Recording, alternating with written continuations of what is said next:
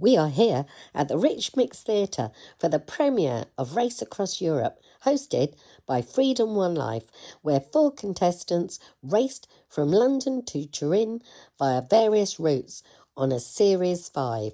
So there is a lift, and this will take upwards of 3 minutes. So I'm going to vamp. Honestly, when I saw it, I was like, this is my chance to be like Beyonce. And then I saw how long it took, and I went, I don't think Beyonce has to wait that long. Welcome to the stage, Alice!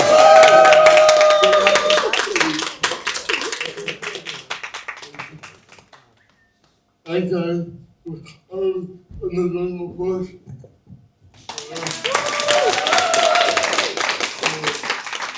Thank you for coming. I'm not as funny as you was. So our day job, as many of you know, is we design and manufacture whole vehicles, and certain and one people. And it's like, oh, I certain wonderful competitors. And as I mentioned, I travel a lot, probably a bit too much. And I meet a lot of remote users that are quite scared of traveling and they avoid it as much as they can. And most of the most of the stories I see online are not usually quite negative, not very positive experiences around traveling with a disability. So I want I wanted to see what would happen if we gave 4 people one watcher and made a fun competition out of traveling. So back in back in April this year, I said to the team, I want to send 4 users racing across Europe and was there this summer, 4 months. And my wonderful team said, okay, Alex, I'm not quite sure we knew what we're signing up for at the time. So we basically overcame trouble agents for about 4 months. So across 10 countries, 18 cities, we booked 12 flights, 24 plane journeys, and 71 hotel visitors. And half of them were accessible. And I don't think any of the team expected everything so many photos of accessible toilets. A lot of photos. Um, so we're a relatively small company of 9 people, and what started as an idea is that to send 4 people across Europe has led to a presidency of over 30 people to make this happen. Everything our staff, videographers, engineers, product, sponsors, especially wonderful sponsors, especially in the film, and people brought the chairs or the support that we had with the incredible team of members happen. So, I mean, it's a massive one of applause of the team who made this happen.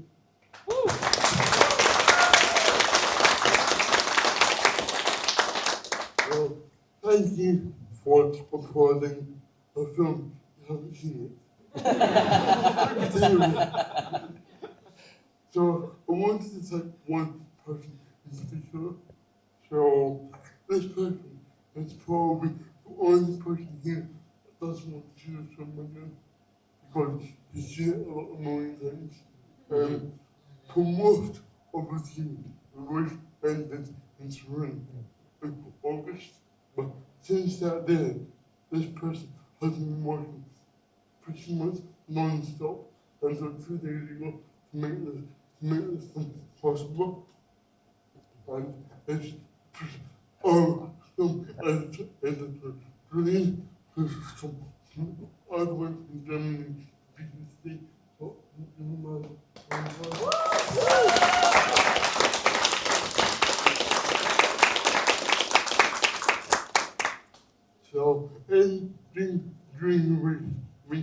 some around 300 hours of footage and made it into a 30-minute film.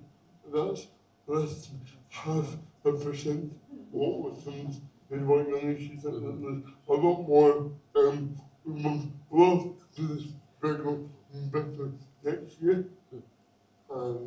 But I think my team might go on this fight of asking to argue with another hotel what is meant to be real successful. So this will mean your help. We need more sponsors and a bigger team to do it again next year. So please tell everyone about this project and let's show everyone how fun and rewarding it can be to travel with Power Wheelchair. So that's it for me. Enjoy the show. First question: what was the biggest highlight of the race for any of you guys?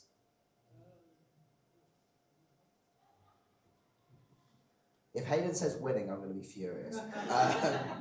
I got €1,000.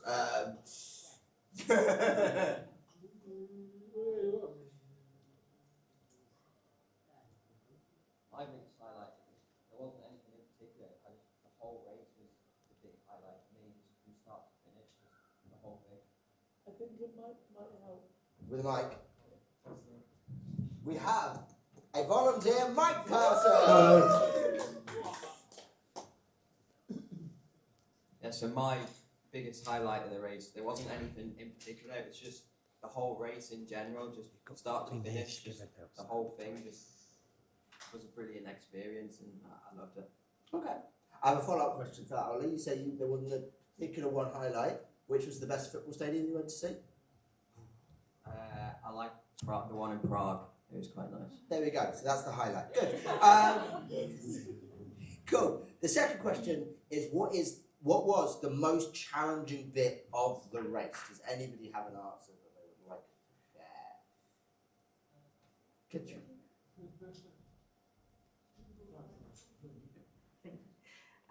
The most challenging thing for me in the race was that I did this without any assistance. I wanted to be completely independent, and it worked. Fantastic stuff. Now, those have been some quite gentle starters into the Q&A. We're going to get into the meat of it now. What was your favourite moment that happened off camera? The ruder, the better. We're all grown up here. I don't know why the mic's come to us. Off camera, what were we not allowed to show? And it also answers the first question, which is what was your highlight of the trip? Giuseppe on his date? We can't tell everyone what Giuseppe did. Because but the red light district was fun. Should we just say the red light district was fun? Yeah, alright, let's leave it at that. Fantastic. I'm sure you're willing to share more if people talk to you one-on-one. Buy Hayden a drink, he'll share everything. Fair. But Hayden's got €1,000, so he's paying all of us to give a drink. Anyway, what was the thing you most enjoyed about using a Series 5?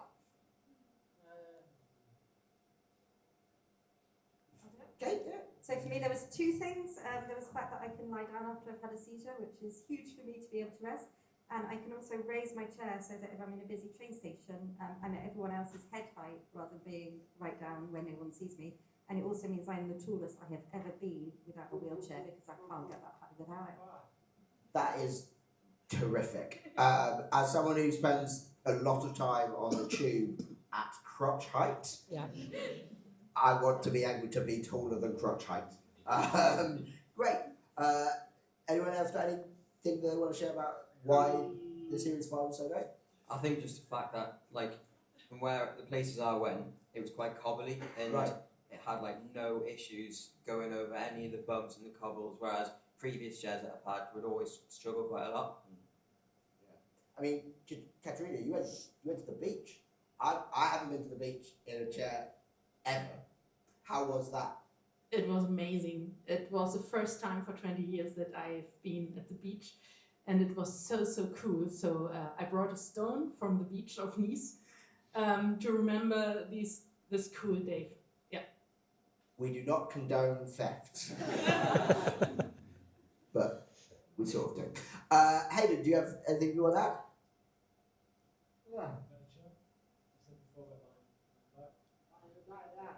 Yeah, Hayden had a few naps on the trains, didn't you? We had long trains.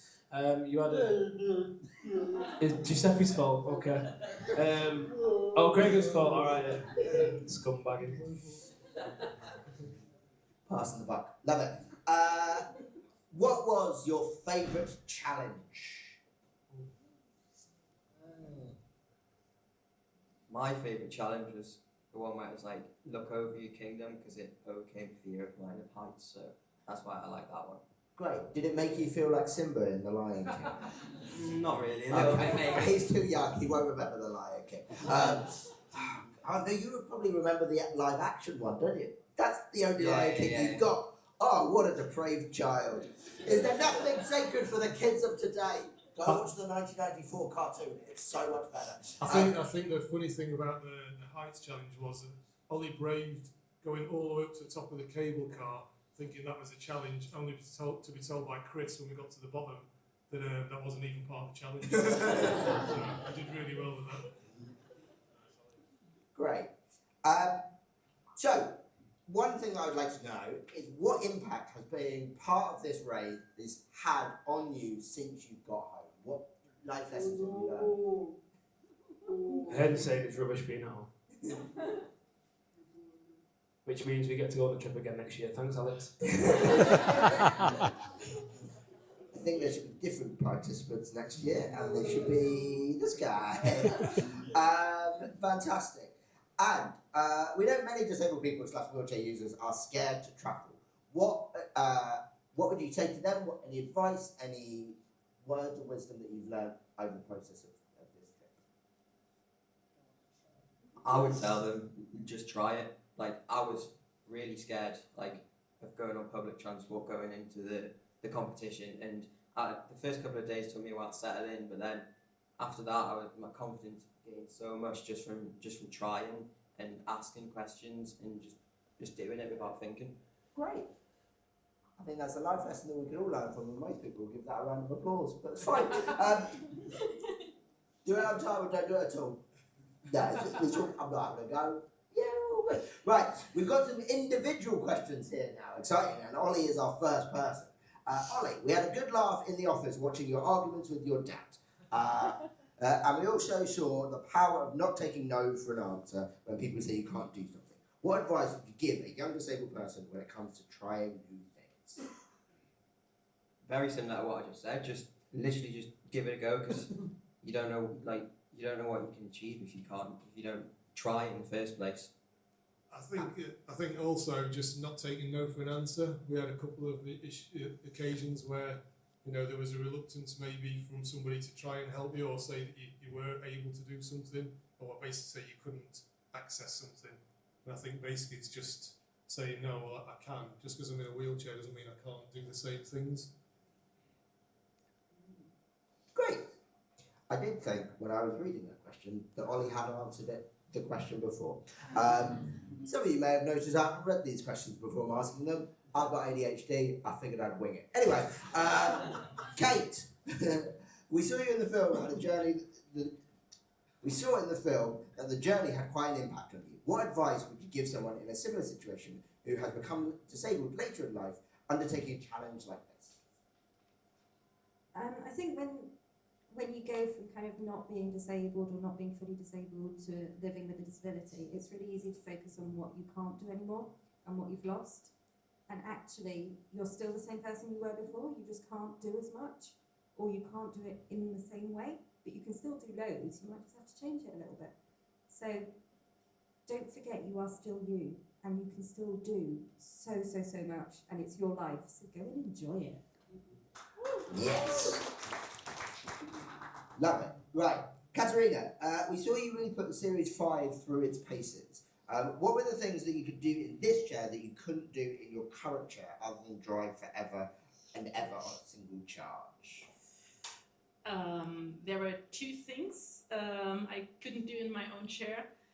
The first one is the big range with a big battery. It was so amazing for me to get around the whole day without charging my chair and having enough energy at the end of the day to move around in the hotel, and that was very nice.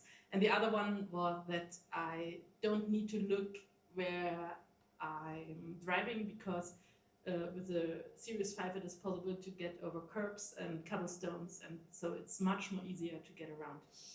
That is great, because full disclosure, yesterday I completely fell out of my wheelchair. I was going slightly downhill, or a little curb, I went, oh, I can't go too fast over that because I'll go out forwards. Tried to do a wheelie, fell out backwards. Doing an impression of my brother. Right, Hayden, who was listening earlier, who knows? Anyway, Hayden, do you have a question for the audience? Oh. Turn it around. Up to you, should they?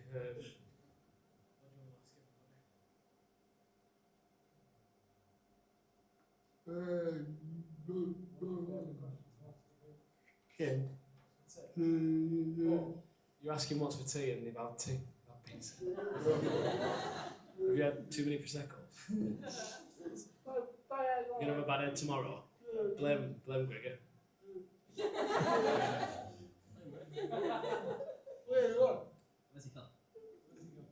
Sorry, Hayden, you also wanted to ask who's Giuseppe been on a date with tonight? We all want to know. We want to know.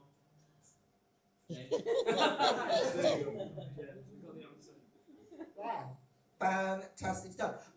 Before we wrap it all up, do any of you guys have any questions for any of our contestants? How long did it take the ones who didn't already have the chairs to decide they wanted one? Great question. You asked your mum straight away? You just said, you didn't ask, you said, no, I'm having that chair. Yeah. And you got that chair? You got that chair? There you go. Gregor, spoke to your mum about it? Yeah. And you've got it? Yeah. Sorted. Kate, you're about to ask? I think it took me about 2 days, 2 or 3 days before I was like, yeah, no, she's mine. I'm keeping her. Was it the It's not your bit now. Kate's speaking. Was it the distance that sold it to you, or was it the fact that you could climb any curb? It wasn't the distance, it wasn't even the curb, to be honest. It was just the fact that in my other chair that I have is a small travel chair. So you couldn't tip. So when I go out in it and I have a seizure, I can fall out that chair really easily. I injure myself because I hit my head against the back of it. And when I've had a seizure, I'm really tired, so I can't really do anything. So I just go home, or I don't even go out because there's no point going out if I'm going to have to come straight home. Yeah. Whereas in this chair, I feel safe. I know I'm safe. I know I'm going to have a seizure, and it doesn't matter because I can just carry on afterwards. Thank you. Katerina, what made you decide you needed the chair? Most of all, the big range. I really enjoyed it.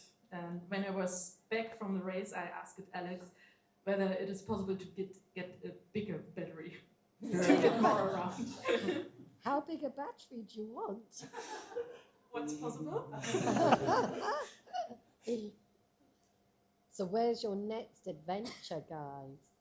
Because now you've done this, there's no stopping you. So where next? Ollie, where next? Next summer, obviously I play power chair football.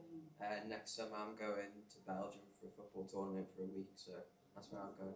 And now you And won't then be. potentially Switzerland for a football tournament as well. So now you've got nothing to stop you. Now you know Exactly. you can do it. Yeah. Fantastic. And the others? Got big plans? Depends where Alex is funding them to go.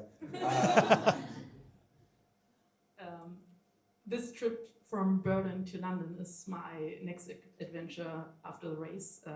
During the race, Kate and I were competitors, but now we are friends, and Kate invited me to her family, and I spent the last 6 days with her and her family in near lovely. Bristol. And this is kind of an adventure for me too. Cool. Hayden, what about you? Gotta get back to a very exotic centre of the universe called Wigan. So that's a trip. See if we can get back there first tomorrow. We're gonna show the race. Yeah, that's what I'm gonna say. We're gonna show the screening in Wigan. So lots of people at home in Wigan in our team are Happy Smiles who couldn't come down and see it. Yeah. Especially Amanda. Yes. No one knows who Amanda is, but everyone knows now. You're gonna do your hair for tomorrow. Don't forget. I'm not gonna do your hair. What are you looking at me for? Okay, that's fine. Fantastic. Does anybody else have any other questions? Yes. Hayden, what have you done with the money apart from buying more beer? Hey, you don't know? Boom. Well, I think you could look down and look at what you're in. Yeah. So that helps. The prize money helped for this spaceship of a chair, didn't it? You can go upstairs, everything, in this. You're going up in this. You're going up upstairs. At home. Everyone's getting bored of this conversation. This chair stays upstairs. Then you get it down and go out in it. You don't go out in it. That's not good sale for it then, is it? I think we're going to have to continue this conversation. Sorry, Is there any other questions? Okay, so I'm going to wrap up with... No, it's one more sorry. there. You've got one question, Mike. Yeah, what was your question, mate? What's the best meal you had? Great question. What is the best meal you had? A pint of beer. I really enjoyed my cheese fondue in Switzerland, and the had pasta and prosciutto in Italy, which is just amazing. Mine was just a standard burger from like McDonald's. a place You in can take the Switzerland. boy out of Newcastle. You can't take the Newcastle out of the boy. I went to a Greg's in Belgium. It was great. Hayden, can we say the Munich Beer Hall? Does beer and pretzels count as a meal? Yeah. Okay, we'll say. It's carbs All right. in both. Yeah, Sorry. good. That's the one, wasn't it? Katerina? For me, it was in Nice. Julian, who made the film, was the cameraman in my team, and he's vegan, so we always had to look for a vegan restaurant. And in Nice, we found a very good restaurant where we had Orientalic food, and this was the best of the whole trip. Fantastic. I'm going to finish today on a follow-up question to something I mentioned earlier, not related to the show. What's your favourite pizza topping? And then we're done. Kate. Pepperoni. Pepperoni. You're very happy with tonight. They made so many pepperoni pizzas. Not the gluten-free one. Oh, that's so sad. I'm so sorry. Ollie, what's your favourite pizza? Pepperoni. Pepperoni, okay. I have a feeling I know why there were so many pepperoni pizzas ordered. Hayden?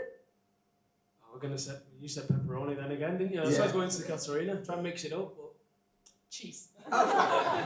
Well, then everybody's been very happy with tonight. Thank you so much. Can we say one thing? Yeah, of course you can. Just to interrupt, we have to say this because I think it was shown in the footage, but we've got here today a very, very, very special guest, haven't we? So Paula's here.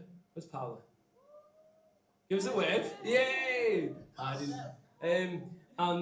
And it did show it, I think, in the footage, but Paula decorated lightly, painted the incredible suitcase there at Ability Art. So I think if people don't follow Ability Art at Verona, follow them on social media. They're absolutely amazing. So yeah, massive shout out to you. Thank you very much. Thank you very much, Maria. Thank you very much for our wonderful panellists. Give them a round of applause.